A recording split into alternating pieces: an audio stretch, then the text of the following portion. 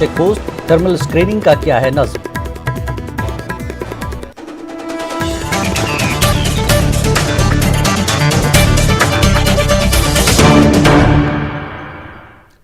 MIM सदर असदुद्दीन ओवैसी ने मगरबी बंगाल में मजलिस को रैली मुनक्किद करने की इजाजत नहीं देने पर ममता हुकूमत को तनकीद का निशाना बनाया। उन्होंने कहा कि इजहार हक की आज़ादी पर टीएमसी का दोहरा मयार है। पार्लियामेंट में एक बात करते हैं और बंगाल में अलग मौक़िफ़ है। उन्होंने कहा कि वो गुजरात में बीजेपी आरएसएस के खिलाफ कह सकते हैं, लेकिन उन्हें बंगाल में इजाजत नहीं दी जा रही है। पब्लिक मीटिंग करना चाह रहा हूं तो आप क्यों इजाजत नहीं देते मेरे को? और हम इलेक्शन कमीशन ऑफ इंडिया से भी ये बताएंगे कि जहां पर हमारी पब्लिक मीटिंग होने वाली थी, वहां का जो पुलिस के जितने ऑफिशियल्स हैं उनको election commission code of conduct आने के बाद उनका इमीडिएटली ट्रांसफर करना, इसलिए कि वो अगर रहेंगे ड्यूटी पे। अभी हमारे को इलेक्शन का कोड ऑफ कंडक्ट नहीं आया, उससे पहले हमको पब्लिक मीटिंग का परमिशन नहीं दे रहे आप, तो कैसे इलेक्शन फ्री एंड फेयर होगा?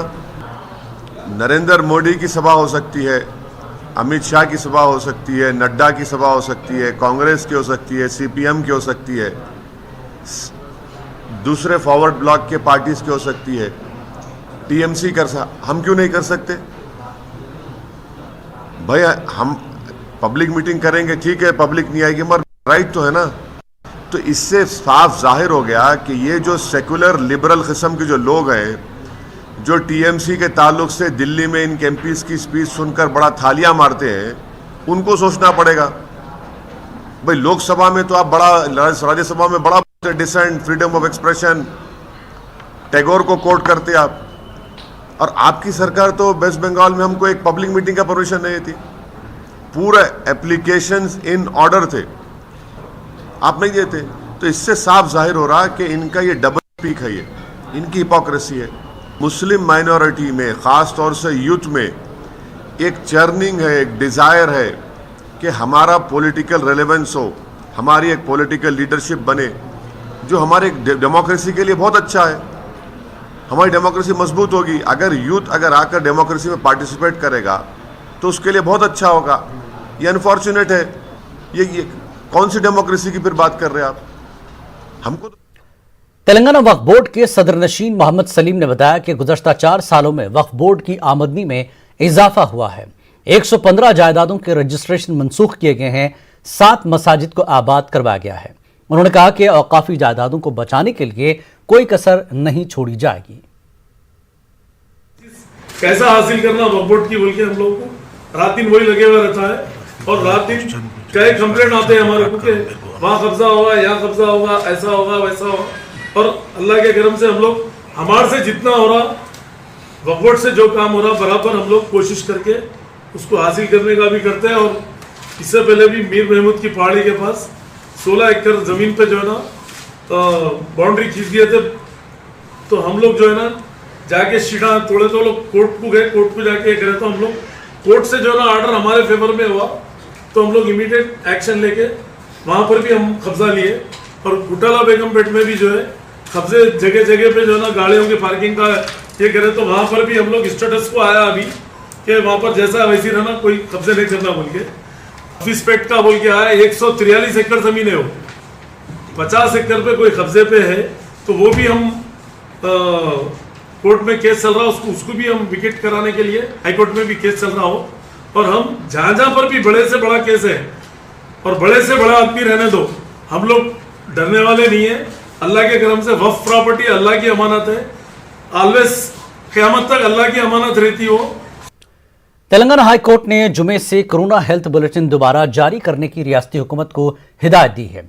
रियासती महकमे सेहत ने हफ्ते में 1 मरतबा हेल्थ बुलेटिन जारी करने का ऐलान किया था। अदालत ने रियासत में कोरोना की सूरत हाल का तफसीली जायजा लेते हुए हुकूमत को वाज़ेह तौर पर हिदायत दी कि इस बुलेटिन को रोजाना की असास पर जारी किया जाए। अदालत ने साथ ही कल से रियासत में सिरम सर्वे करने की भी हिदायत दी है। अदालत ने यह भी कहा कि रियासत में टीका अंदाजी की मुहिम की बड़े पैमाने पर तशहीर की जाए। हाईकोर्ट ने इस इम्कानी लहर पर तशवीश का भी इजहार किया। साथ ही अदालत ने ज्यादा लोगों के इज्तिमात को रोकने के इक़दामात करने की भी हिदायत दी। अदालत ने इस मामले की समाअत 18 मार्च तक मुलतवी कर दी। मरकजी हुकूमत 1 मार्च से मुल्क भर में कोरोना टीकाकारी का तीसरा मरहला शुरू कर रही है। तेलंगाना के डायरेक्टर सेहत आम्मा डॉक्टर श्रीनिवास राव ने कहा कि रियासत में बुजुर्गों और 45 से ज्यादा उम्र के मरीजों को कोविड का टीका के लिए तैयारी मुकम्मल कर ली गई है। उन्होंने कहा कि रियासत में कोरोना के मरीजों में कमी देखी जा रही है। आवाम को एहतियात की जरूरत है। कोरोना टीका से खौफजदा होने की जरूरत नहीं, इससे कोई नुकसान नहीं होगा। ఇది సైంటిఫిక్గా టెక్నికల్గా తీసుకున్న డెసిషన్ కేంద్ర ప్రభుత్వం వచ్చేసేసి. So that's a good decision. యాక్చువల్గా ఈ గ్రూప్ వాళ్ళు ఎక్కువ మంది వ్యాధి బారిన పడ్డారు, ఈ గ్రూప్ వాళ్ళు ఎక్కువ మంది చనిపోవడం జరిగింది కాబట్టి వాళ్ళని కాపాడుకోవాల్సిన అవసరం ఉంది. అది కేవలం వ్యాక్సిన్ ఇవ్వడం ద్వారా. సో దానికోసం ఈ గ్రూప్స్ని సెలెక్ట్ చేయడం జరిగింది. మన తెలంగాణ రాష్ట్రంలో ఈ గ్రూప్ ఆల్మోస్ట్ ఒక 55 లక్షల మంది మేము ఎస్టిమేట్ చేయడం జరిగింది. ఈ 55 లక్షల మంది కూడా రాబోయే కొద్ది నెలల్లో మార్చి 1 నుంచి స్టార్ట్ చేసుకొని ప్రయారిటీ బేస్లో వీళ్ళందరికీ కూడా మనం కోవిడ్-19 వ్యాక్సిన్ ఇవ్వడానికి ఏర్పాట్లు చేస్తున్నాం. ప్రజలు ఈ వ్యాక్సిన్ సంబంధించి ఎలాంటి అపోహలకు గురి కావాల్సిన అవసరం లేదు. మీరు ఏదైతే సోషల్ మీడియాలో చూస్తున్నారో వాటిని నమ్మాల్సిన అవసరం లేదు. సో మీరు ముందుకు వచ్చి మీరు వ్యాక్సిన్ తీసుకోవడం వల్ల రేపొద్దున అన్ఫార్చునేట్లీ మీరు వైరస్కి ఎక్స్పోజ్ అయినా కానీ తద్వారా మీరు మీ బాడీలో ఈ వైరస్ సీరియస్ కాకుండా ఉండటానికి, మీరు హాస్పిటలైజేషన్ కాకుండా ఉండటానికి, పైగా ప్రాణాలు పోకుండా కాపాడుకోవడానికి అవకాశం ఉంటుంది. వారం రోజుల్లో చూసుకుంటే మనం 22 వేల పరీక్షలు చేసుకున్నాం. ఈరోజు ఆల్మోస్ట్ 45,000 పరీక్షలు చేసుకున్నాం ఈరోజు చూస్తే. సో ఇన్ని పరీక్షలు పెంచుకున్న తర్వాత కూడా మనకి పాజిటివిటీ కానివ్వండి, పాజిటివ్ కేసులు కానివ్వండి ఆల్మోస్ట్ అదే స్థాయిలో నమోదవుతున్నాయి. దాన్ని బట్టి మనం పరిస్థితులన్నీ కూడా కంట్రోల్లో ఉన్నాయని చెప్పుకోవచ్చు. ప్రజలు కూడా ఎలాంటి భయాందోళనకు గురి కావాల్సిన అవసరం లేదు. అలా అని చెప్పేసి వైరస్ నుంచి పూర్తిగా ముప్పు తొలగిపోయింది, మనం ఇలాంటి ఇక పైగా కోవిడ్-19 నిబంధనలు ఏవైతే అవి పాటించాల్సిన అవసరం లేదనుకుంటే అది పొరపాటు. మీరు వ్యాక్సిన్ తీసుకున్నా వ్యాక్సిన్ తీసుకుపోయినా మీరు తీసుకోవాల్సిన జాగ్రత్తలు ఏదైతున్నాయో బయటికి వెళ్ళిన ప్రతిసారి మాస్క్ ధరించడం కానివ్వండి, 6 అడుగుల భౌతిక దూరాన్ని పాటించడం కానివ్వండి, చేతుల్ని తరచూ సబ్బుతో శుభ్రం చేసుకోవడం కానివ్వండి, గుంపులకి సమూహాలకి దూరంగా ఉండటం కానివ్వండి. ఎందుకంటే మనం చిన్న చిన్న అవుట్ బ్రేక్స్ చూస్తున్నాం.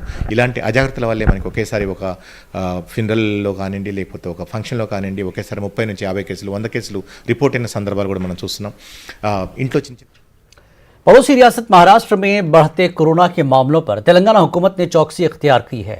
रियासती हुकूमत ने सरहदी इलाकों पर चेकपोस्ट लगाए हैं और इस बस स्टेशन और रेलवे स्टेशन दीगर मकामात पर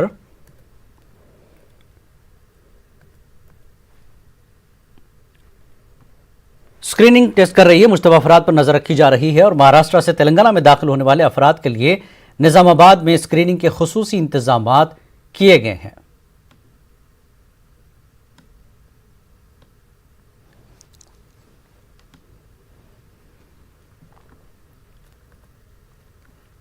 तेलंगाना हाईकोर्ट के चीफ जस्टिस हिमा कोहली और हाईकोर्ट के जज नवीन राव ने जयशंकर भोपालपल्ली में जिले के 8वें एडिशनल डिस्ट्रिक्ट कोर्ट का डिजिटल इफ्तिताह किया। उन्होंने कहा कि कोर्ट कायम होने से इंसाफ करने में तेजी आएगी और आवाम को सहूलत होगी। इस तकरीब में प्रिंसिपल डिस्ट्रिक्ट एडिशनल सिविल जज नरसिंह राव, जिला कलेक्टर और दीगर मौजूद थे। Justice for the state of Telangana, in the presence of His Lordship's Honorable Sri Justice P. Naveen Rao Garu. It's a great moment and historical moment in the history of the Bhopalapalli, because this is the first court which is being established in the Bhopalapalli, and generally the magistrate and subject courts would first will be established, but it is a great opportunity for the litigant public of the Bhopalapalli that they got the additional district judge court first time in the Bhopalapalli. It's a great efforts of all the litigant publics and also the advocates who could able to make the court established here. Telangana के वजीर finance T Harish Rao school teacher बन गए। हरीश राव ने जिला मेदक पापन्नापेट के school का दौरा किया और तलबा की सलाहियतों की जांच की। उन्होंने तलबा से कई सवालात करते हुए उनकी जहानत का इम्तिहान भी लिया। उन्होंने कोरोना के बाद खोले गए स्कूल्स में तदरीस की सूरत हाल का तफसीली जायजा लिया। साथ ही वजीर ने तलबा से उनकी ख्वाहिशात और उनके ख्वाबों के बारे में भी पूछा और उनके जवाबात सुनने के बाद उनकी सताज भी की। रियासती वजीर का वीडियो सोशल मीडिया के मुख्तलिफ ग्रुप्स में तेजी के साथ वायरल हो रहा है। इस मौके पर मकामी रुकन असम्बली पद्मा देवेंद्र रेड्डी, कलेक्टर और दूसरे मौजूद थे। पकवान गैस, पेट्रोल और डीजल की बढ़ती कीमतों के खिलाफ तेलंगाना कांग्रेस की सेक्रेटरी उस्मा शाकिर ने पार्टी दफ्तर गांधी भवन के करीब एहतजाज किया। उन्होंने बस स्टॉप के करीब लकड़ी के जरिए पकवान करके अपनी नाराजगी का इजहार किया। उन्होंने मरकजी हुकूमत और वजीर आजम नरेंद्र मोदी के खिलाफ नारे लगाए। कांग्रेस लीडर ने इल्जाम लगाया कि नरेंद्र मोदी हुकूमत एक महीने में 3 बार पकवान गैस सिलेंडरों की कीमतों में इजाफा कर रही है। उन्होंने पेट्रोल और डीजल की कीमतों में इजाफे पर भी गम गुस्से का इजहार किया और कहा वज़ीर आज़म ऐसे फैसले कर रहे हैं जो मल्टीनेशनल कंपनियों और कारपोरेट इदारों के मफादात में है।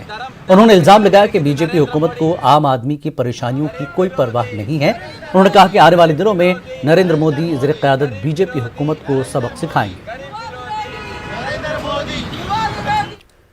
आरएसएस सरबराह मोहन भागवत जुमे को तेलंगाना के आदिलाबाद जिले का दौरा करेंगे।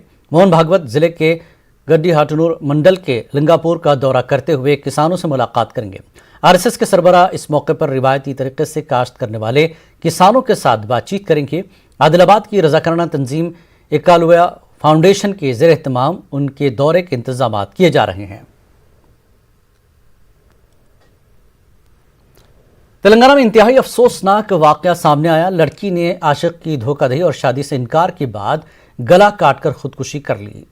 जिला कामारेड्डी जिले के बेकनूर मंडल के एक गांव में वाकया पेश आया। 20 साल अफसाना बेगम की वेंकट स्वामी नामी नौजवान से मुलाजमत के दौरान मुलाकात हुई और इन दोनों में मोहब्बत हो गई और ये दोनों चंद दिन कबल घर से फरार हो गए थे। कुछ दिन बाद लड़की ये जानकर घर वापस लौट आई कि वेंकट स्वामी पहले से ही शादीशुदा है। हकीकत जाहिर होने के बाद मायूसी के आलम में लड़की ने अपना गला काटकर खुदकुशी कर ली। रजमपेट पुलिस स्टेशन में मामला दर्ज कर लिया गया, जांच जारी है। वाज़ेह के नौजवानों में आगे दिन में बेरहमी बढ़ती जा रही है, जिसकी वजह से बुराइयों में भी इजाफा होता जा रहा है। वालिदैन को अपने बच्चों की कड़ी निगरानी करने की जरूरत है।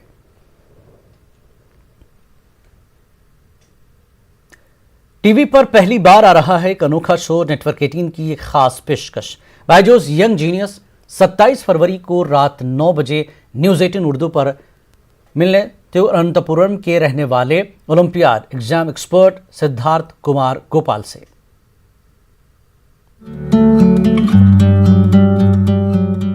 ये है यंग जीनियस जो हर महीने 40 ओलंपियाड में भाग लेता है और बड़े बड़ों को धूल चटाता है। Hi, I'm Siddharth Kumar Gopal.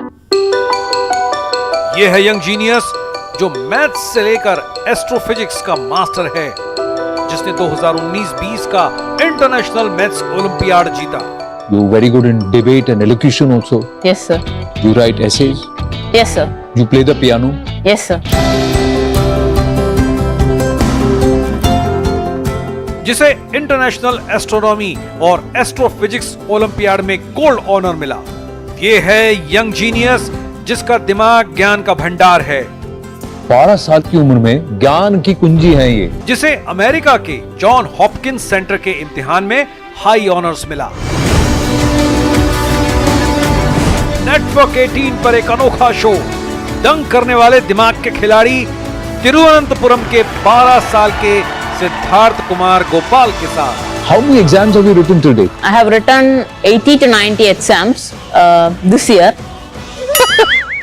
जो पहली कक्षा से साइंस, मैथ्स, इंग्लिश, जीके और साइबर ओलंपियाड को क्रैक कर रहा है, जिसे 2020 में खुद प्रधानमंत्री राष्ट्रीय बाल शक्ति पुरस्कार मिला और गणतंत्र दिवस की परेड का हिस्सा बना।